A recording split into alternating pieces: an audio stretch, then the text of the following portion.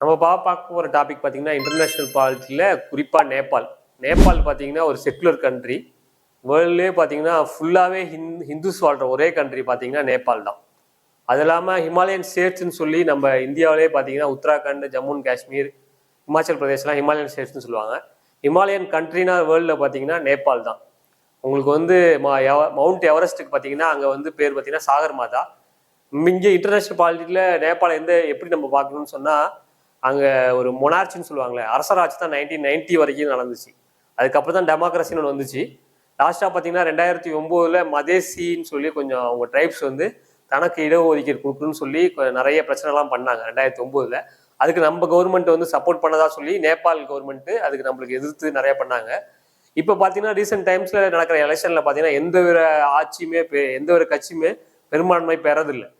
அவங்க கூட்டு ஆட்சி தான் நடத்துறாங்க. அந்த ஆட்சியில் பார்த்தீங்கன்னா என்ன பிரச்சனைனா, ஒரு ஆள் வந்து பிரைம் மினிஸ்டரா 2.5 வருஷமும், இன்னொரு 2.5 வருஷம் பிரைம் மினிஸ்டரா இருக்காங்க. அவங்களால எந்த காரியத்தையுமே பண்ண முடியல. அதுதான் நேபாளில் இருக்கிற பிரச்சனையே. நேபாளில் பார்த்தீங்கன்னா நம்மளுக்கு வந்து எந்தெந்த ஸ்டேட்ஸ்லாம் பார்டரா இருக்குன்னா, உத்தராகண்ட், பீகார், ஜார்க்கண்ட்லாம் இருக்கு. அது குறிப்பாக பார்த்தீங்கன்னா உத்தராகண்டில் காலாபாடின்னு ஒரு இடம் இருக்கு. அந்த காலாபாடின்ற இடத்த வந்து நேபாளும் சொந்தம் கொண்டாடுது, உத்தராகண்ட் நம்ம இந்தியாவும் அதை சொந்தம் கொண்டாடுறோம். அதுக்கு ஆக்சுவலாக பார்த்தீங்கன்னா இப்போ இந்தியா மேப்ல தான் இருக்கு. அங்கே நடக்கிற ஆட்சி பார்த்தீங்கன்னா இந்தியா ஆட்சி தான் இருக்கு. நேபாளில் வந்து ஆதிக்கம் பண்ணுறது பார்த்தீங்கன்னா சைனா, பிஆர்ஐன்னு சொல்லுவாங்க, பார்டர் ரோடு இனிஷியேட்டிவ்னு சொல்லி. நேபாளில் பார்த்தீங்கன்னா நிறைய ப்ராஜெக்ட் வந்து கவர்மெண்ட் வந்து சைனா கவர்மெண்ட் பண்ணி அவங்க வந்து சைனா வந்து இழுத்து வச்சிருக்காங்க தன்னோட சைடில். நேபாளை பார்த்தீங்கன்னா ஒரு இம்பேலன்ஸ்டு பொலிட்டிக்கல் சுச்சுவேஷன் தான் எப்பொழுதுமே. எப்போ வந்து 1990க்கு அப்புறம் ஒரு நிலையான கவர்மெண்ட் இல்லை. நிலையான கவர்மெண்ட்னால அது என்ன ஆகுனா ஸ்டில் வந்து அண்டர் டெவலப்டு கண்ட்ரியாக இருக்குது. அதெல்லாம் நிறைய பேர் மில்லியன்ஸ் ஆஃப் பீப்புள் பார்த்தீங்கன்னா ஃபுல்லாகவே பார்த்தீங்கன்னா அண்டர் பாவர்ட்டி லைனில் தான் இருக்காங்க. இதான் நம்ம நேபாள் பற்றி சொல்லக்கூடிய வேண்டிய விஷயங்கள். அடுத்து பார்க்க போகிற டாபிக் வந்து ஜியாகிரபியில் மவுண்ட் இக்கினோ. இந்த மவுண்ட் இக்கினோன்றது பார்த்தீங்கன்னா ஜப்பானில் இருக்கிறது. இதோட ஸ்பெஷாலிட்டி என்னன்னு சொன்னால், இந்த மவுண்ட் இக்கினோவுக்கு கீழே தான் பல அடி கீழே தான் வந்து நியூட்ரோ அப்சர்வேட்டரி ஃபார் ஜப்பான் வந்து அவங்க நிறுவியிருக்காங்க. நம்ம தமிழ்நாட்டிலையும் பார்த்தீங்கன்னா நியூட்ரோ அப்சர்வேட்டரி வரதா சொல்லியிருக்காங்க திருநெல்வேலி டிஸ்ட்ரிக்டில். ஆனால் அதுக்கு வந்து மக்கள்லாம் எதிர்ப்பு தெரிவிச்சிட்டு இருக்காங்க இன்னும். அதனால் அது வந்து இன்னும் வரல. ஆக்சுவலாக மவுண்ட் இக்கினோ கீழே தான் ஜப்பானோட நியூட்ரோ அப்சர்வேட்டரி இருக்குது. ஏன்னா இந்த யூனிவர்ஸ்ன்னு சொல்கிறாங்கல்ல, யூனிவர்ஸில் நிறைய பார்ட்டிகிள்ஸ் இருக்குது, சப்பட்டாமிக் பார்ட்டிகிள்ஸ். அது கண்டினியூஸாக பார்த்தீங்கன்னா மூவ் ஆகிட்டும் மற்ற பிளானட் மேலே விழுந்துக்கிட்டுமே இருக்கும். அதுமாதிரி நியூட்ரோ அப்சர்வேட்டரி வந்தால் நம்மளுக்கு நல்லது தான். அது என்விரான்மெண்டலாக பார்த்தீங்கன்னா எந்த வித எஃபெக்டும் கொண்டு கொடுக்காது. காரணம் என்னன்னா, அது வந்து நிலத்தில் பல அடி தூரம் கீழே தான் இருக்கும்.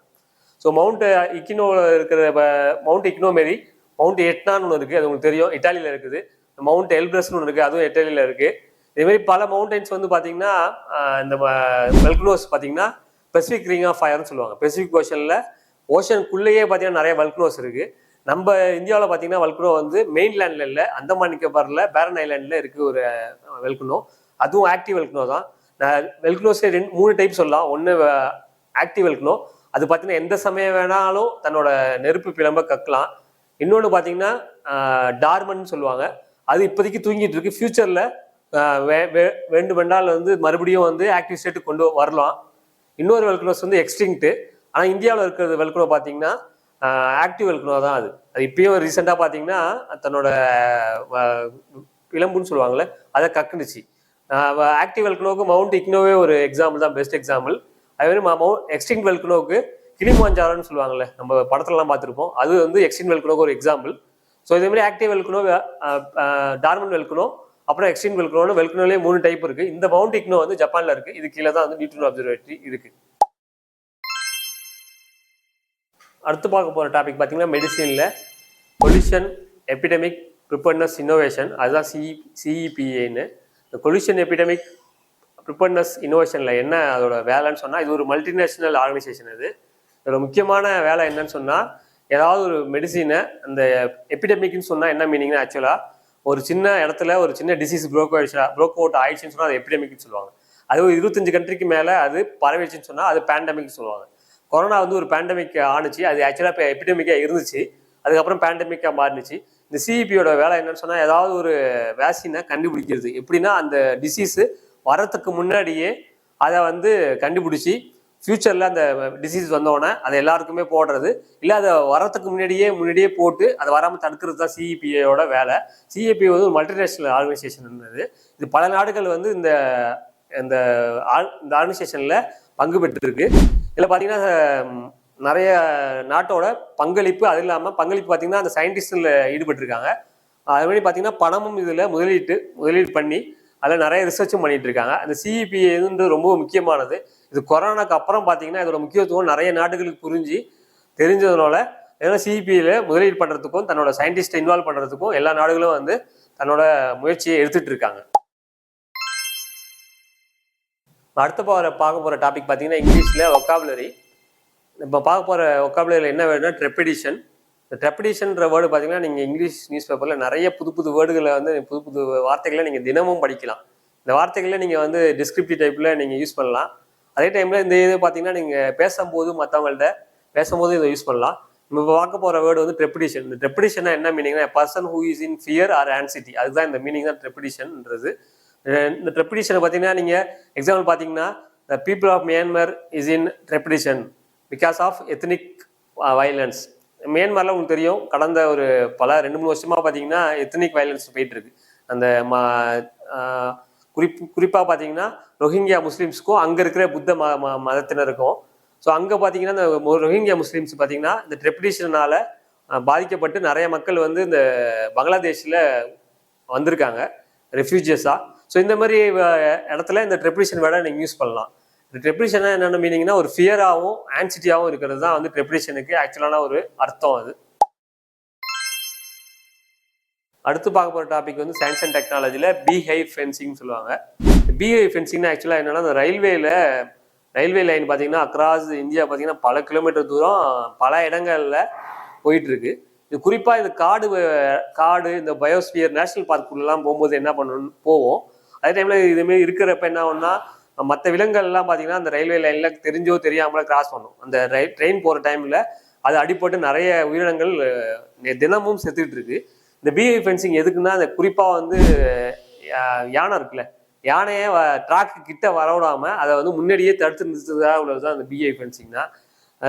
யானை பார்த்தீங்கன்னா அந்த தேனி இருக்குல்ல, தேனிக்கு பயப்படும். தேனி அந்த சவுண்டுக்கு வந்து ரொம்பவே பயப்படும். எப்படி வந்து எறும்பு தான் காதுக்குள்ளே போனால் செத்துன்னு சொல்கிறாங்கல்ல, அதேமாரி பார்த்தீங்கன்னா தேனி சவுண்டுக்கும் அதோட ஸ்மெல்லுக்குமே பார்த்தீங்கன்னா யானை வந்து பயங்கரமாக பயப்படும்.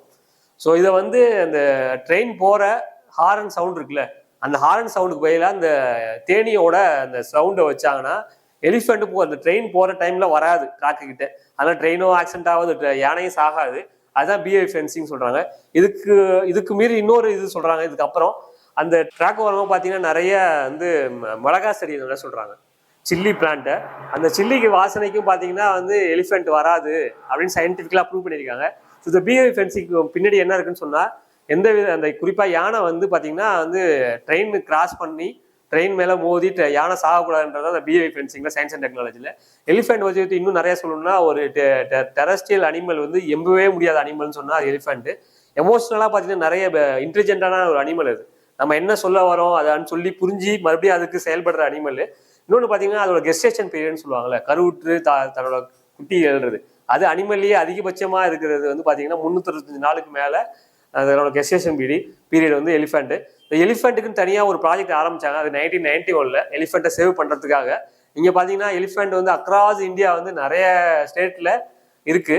கிட்டத்தட்ட இப்போ எலிஃபெண்ட் பார்த்தீங்கன்னா முன்னாடி லட்சத்தில் இருந்தது, இப்போ 1000 இருக்குது. இது ஃபர்தராக டிக்ரீஸ் ஆகிறதுக்கும் வாய்ப்பு இருக்குது. அதுக்கு எலிஃபெண்ட்டை வந்து கன்சர்வ் பண்ணியே ஆகணும். ஏன்னா அதுவும் வந்து ட்ரீ மரங்கள் வளர்றதுக்காக முக்கிய காரணம் பார்த்தீங்கன்னா பல தூரம் வளர்றதுக்கு காரணம் பார்த்தீங்கன்னா எலிஃபெண்ட் தான். ஏன்னா எலிஃபெண்ட் தன்னோட எச்சத்தில் பார்த்தீங்கன்னா பல தூரத்துக்கு பார்த்தீங்கன்னா அந்த பிளான்ட்டை வந்து டிஸ்பர்ஸ் ஆக்கி விட்டுரும். எலிஃபெண்ட்டு முக்கியமான ஒரு கன்சர்வேட்டர். எப்படி டைகர் முக்கியமோ அதேமாதிரி யானையும் ரொம்பவே முக்கியம். அடுத்து பார்க்க போகிற டாபிக் பார்த்தீங்கன்னா ஆர்ட் அண்ட் கல்ச்சரில் mango festival and seed festival.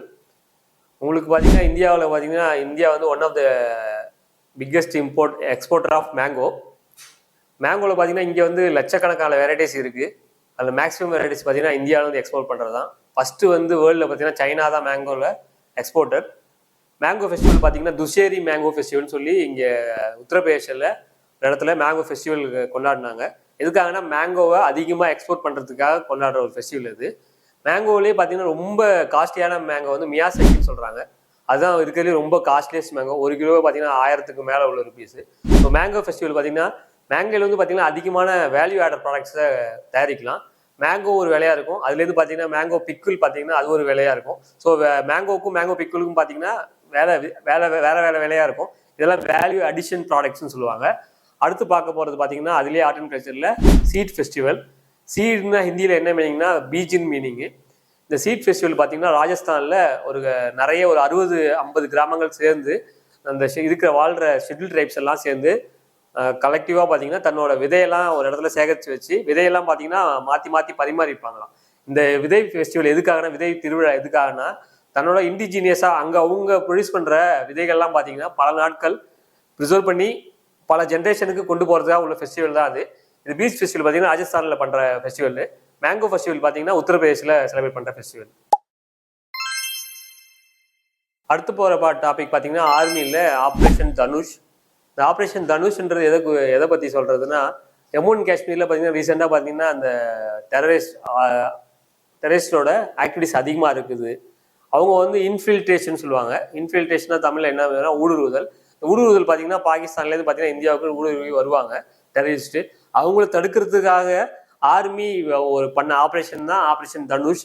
தனுஷ்னா பார்த்தீங்கன்னா ஆக்சுவலாக அர்த்தம் என்னன்னு சொன்னால் பூமின்னு அர்த்தம். அது தனுஷ் பேர்லேயே பார்த்தீங்கன்னா மிசைல் தான் இருக்குது. இங்கே ஆப்ரேஷன் தனுஷ்ன்றது ஆர்மி டெரரிஸ்டுக்கு எகெயின்ஸ்டாக அவங்க வந்து இந்தியாவுக்குள்ளே ஊடுருவி வராமல் ஜம்மு அண்ட் காஷ்மீரில் பண்ண ஆப்ரேஷன் பேர் தான் ஆப்ரேஷன் தனுஷ். இது ஆர்மி பண்ணது அங்கே ஜம்மு அண்ட் காஷ்மீரில். எதுக்காகனா டெரரிஸ்ட்டை இந்தியாவுக்குள்ளே ஊடுருவி வராமல் தடுக்கிறதா உள்ள பண்ண ஆப்ரேஷன் தான் ஆப்ரேஷன் தனுஷ். அடுத்து பார்க்க போகிற டாபிக் பார்த்தீங்கன்னா பாலிட்டியில் ஆர்டிகல் 110. இந்த ஆர்டிகல் 110 ப்ராக்கெட்டில் 1ன்னு போடுவாங்க. இது எதை குறிக்கிறதுனா மணி பில்லு. மணி பில்லை யாரை முதல்ல சர்டிஃபை பண்ணணும்னா speaker of Lok Sabha, deputy speaker 2 பேர் இருப்பாங்க லோக்சபாவில். அங்கே பார்த்தீங்கன்னா ராஜ்யசபாவில் சேர்மன் அண்ட் வைஸ் சேர்மன் இருப்பாங்க. இங்கே உங்களுக்கு தெரியும், லாஸ்ட் கிளாஸில் பார்த்தோம் ப்ரோடம் ஸ்பீக்கர்னா என்னன்னு. இந்த ப்ரோடம் ஸ்பீக்கர் தான் ஸ்பீக்கரை எலெக்ட் பண்ணுவார்னு சொல்லி லாஸ்ட் கிளாஸில் பார்த்தோம். இந்த ஆர்டிகல் 110 எதுனா மணி பில். மணி பில்ல என்ன இருக்கணும்னா ஆக்சுவலாக பார்த்தீங்கன்னா ரெவன்யூ ரிலேட்டடாக உள்ள விஷயங்கள் மட்டும்தான் மணி பில்ல இருக்கணும். அதை தவிர்த்து எந்த விஷயங்களும் இருக்கக்கூடாது. குறிப்பாக பார்த்தீங்கன்னா டாக்ஸேஷன், ரெவன்யூ அண்டு மணி பார்ரோயிங், இந்த 3 விஷயம் தான் பார்த்தீங்கன்னா மணி பில்ல இருக்கணும். அதை தவிர்த்து மணி பில்ல வேற எதுவுமே இருக்கக்கூடாது. இப்போ கவர்மெண்ட் முன்னாடி என்ன பண்ணுச்சுன்னு சொன்னா, சில இந்த மாரி சொன்ன 3 விஷயங்கள் இல்லாத விஷயங்களையும் மணி பில்லா கன்சிடர் பண்ணி அதையும் பார்த்தீங்கன்னா லோக்சபாவில் இன்ட்ரடியூஸ் பண்ணிடுச்சு. ஃபார் எக்ஸாம்பிள் பார்த்தீங்கன்னா லாஸ்ட் இயர் கொஞ்சம் வருஷங்கள் முன்னாடி பார்த்தீங்கன்னா ஆதார மணி பில்லா இன்ட்ரடியூஸ் பண்ணிச்சு. ஆனால் ஆதாரும் மணிக்கும் பார்த்தீங்கன்னா எந்த வித தொடர்பும் இல்லை. அது ஏன் பண்ணுச்சுன்னு சொன்னா, இந்த மாதிரி மணி பில் எல்லாமே லோக்சபாவில் மட்டும் தான் கன்சிடர் பண்ணுவோம், ராஜ்யசபாவில் போவோம். ஆனால் அவங்க வந்து இதை மறுபரிசீலனை பண்ணணும்னு சொன்னால் கூட அது லோக்சபாவில் பண்ண மாட்டாங்க. ஸோ அதான் மணி பில். மணி பில்ல வந்து இந்த 3 விஷயங்கள் மட்டும் தான் யூஸ் பண்ணணும். அதை தவிர்த்து வேறு எந்த விஷயங்களும் யூஸ் பண்ணக்கூடாது. ஆனால் மணி பில்ல யார் சர்டிஃபை பண்ணால் ஸ்பீக்கர் சர்டிஃபை பண்ணணும். அடுத்து பார்க்க போகிற டாபிக் பார்த்தீங்கன்னா இன்வென்ஷன் நம்ம பார்க்க போகிற டாபிக் பார்த்தீங்கன்னா இஇஜி. இஇஜி எதுக்கு ரிலேட்டட் உள்ளதுன்னா பிரெயின் ஆக்டிவிட்டிஸை மானிட்டர் பண்ணுற ஒரு இன்ஸ்ட்ருமெண்ட். இது எலக்ட்ரோ என்சிலோகிராம்னு சொல்லுவாங்க. இதை வந்து ஹான்ஸ் சொல்லி இந்த ஜெர்மன் சயின்டிஸ்ட் 1924 கண்டுபிடிச்சாரு. சரியா 2024 100 வருஷம் ஆயிடுச்சு. இந்த எலக்ட்ரோ என்சிலோகிராஃபி என்ன பண்ணுன்னு சொன்னால், நம்மளோட பிரெயின் ஆக்டிவிட்டிஸில் பிரெயினில் பார்த்தீங்கன்னா எலக்ட்ரிக்கல் சிக்னலுக்கு உண்டாகிட்டே இருக்கும்.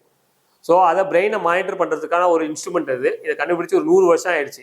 இதை வச்சு தான் பார்த்தீங்கன்னா பிரெயின் ஒழுங்காக ஆக்டிவேட் சரியான விதத்தில் செயல்படுதா இல்லையான்னு சொல்லி இந்த இஇஜியை வச்சு தான் மெஷர் பண்ணுவாங்க. ஸோ இது இஇஜியை கண்டுபிடிச்சவர் வந்து ஜெர்மன் சயின்டிஸ்ட் ஹான்ஸ்ன்னு சொல்லிட்டு. ஸோ இதை கண்டுபிடிச்சி 100 வருஷம் ஆயிடுச்சு 1924. ஸோ அதுக்காக தான் அவர் வந்து நோபல் ப்ரைஸும் வாங்கினார். அதுக்கப்புறம் 1924 அப்புறம். ஸோ இந்த 2024ன்றது இந்த இஇஜிக்கு 100வது வருஷம், சென்டினரி ஒரு வருஷம். ஸோ அதனால் இஇஜிக்கு ரிலேட்டடாக கண்டிப்பாக கொஸ்டின்ஸ் எக்ஸாமில் வரதுக்கான வாய்ப்புகள் அதிகமாக இருக்குது. அடுத்து பார்க்க போகிற டாபிக் பார்த்தீங்கன்னா ரிப்போர்ட்ஸு.